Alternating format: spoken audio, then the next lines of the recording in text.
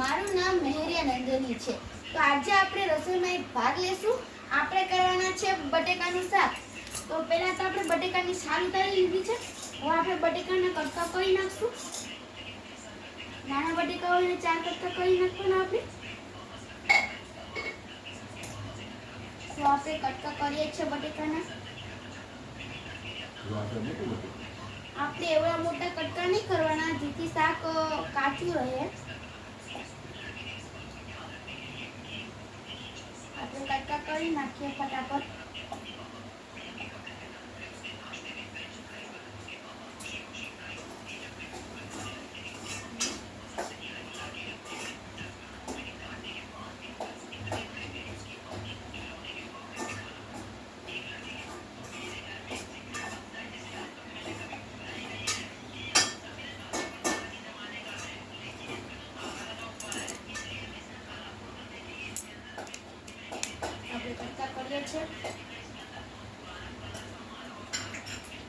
કટકા થોડેક જ બાકી છે. આપણે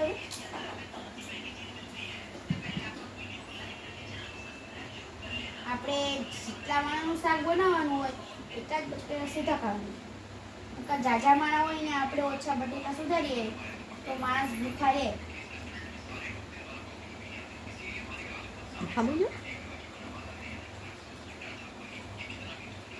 આપણે બટેકા સુધારી નાખ્યા છે. આ છેલ્લું પીસ છે. આપણે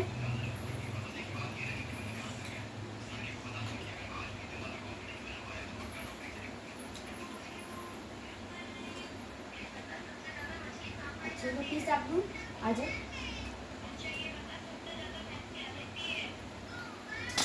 આપણા બટેકા છે એમાં આપણે પાણી નાખી દઈશું. પહેલા આપણે પાણી ભરવા જરૂર.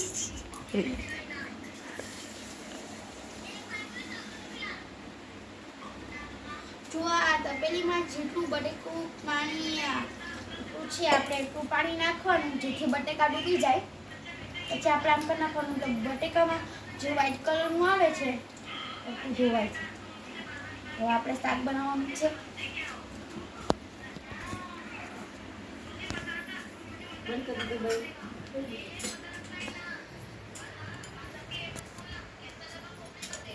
આ ઘી છે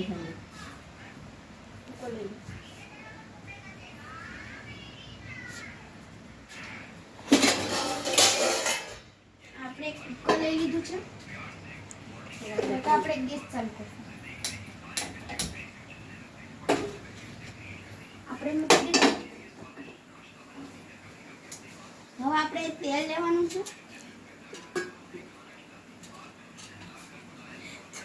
ઘડીક વાર ગરમ થવા દઈશું. ત્યાં સુધીમાં આપણે બધા મસાલા કાઢી લઈશું.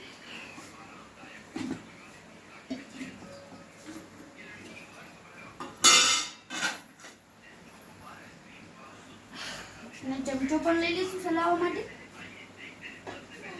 તપેલું ગરમ થઈ ગયું. તેથી આપણે તન પાવડર આપણે તેલ નાખીશું.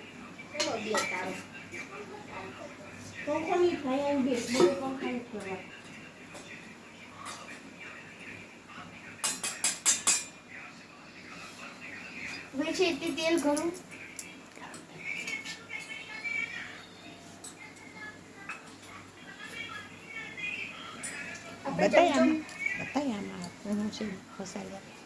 આમાં છે ચટણી છે, જીરું, હળદર છે,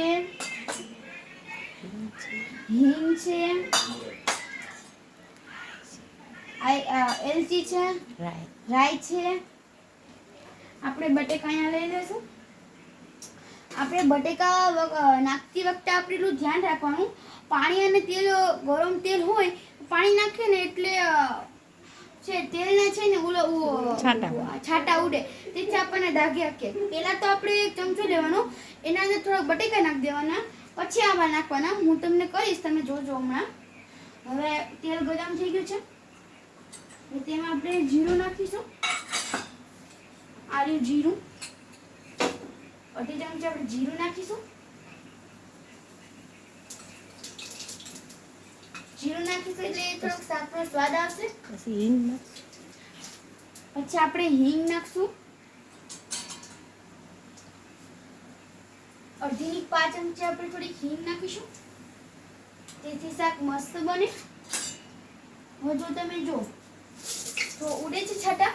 તો હવે આપણે ઘડીક વાર થઈ ગયું છે. હવે આપણે 1 ચમચો લેવાનો છે. આપણે આમ બટેકા નીકાળી નાખવાના. જોયું બીજા છાંટા આપણને નહીં. હવે આપણે નાખી દેવાના બધા બટેકા.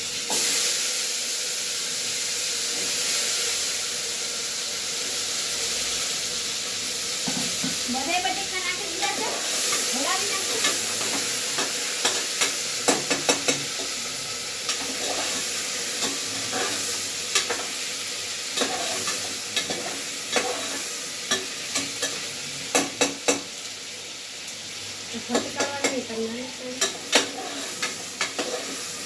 બટેકાને હલાવી નાખશું, તેથી છે તે તેલ છે બધે બટેકામાં રહી જાય અને શાક મસ્ત બને.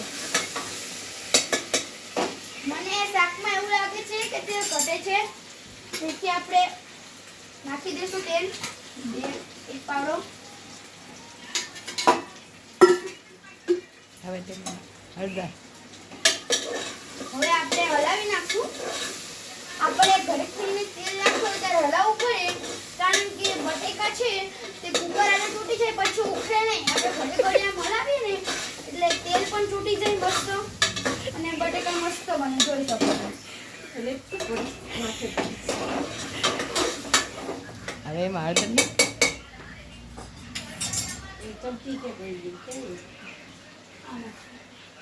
આપણે થોડીક હળદર નાખીશું, અડધી ચમચી, જેથી બટેકાનું શાક મસ્ત બને.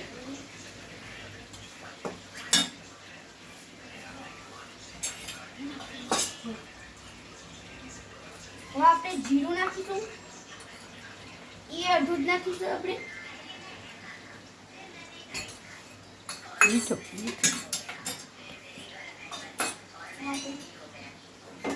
મીઠું નાખીશું, અડધી ચમચી જેટલું.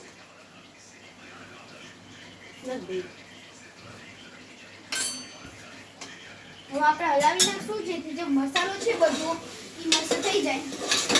તો એટલી દેર મસાલો નાખો ત્યારે બટેકા થોડા ચોટી ગયા અને જે બીજો રસ્તો હોય તે પણ ચોટી જાય, તેથી આપણે હલાવવું પડે. પાણી નાખ્યા પછી તમે ન હલાવો તો ચાલે, પછી તો કુકર બંધ જ કરી દેવાનું હોય.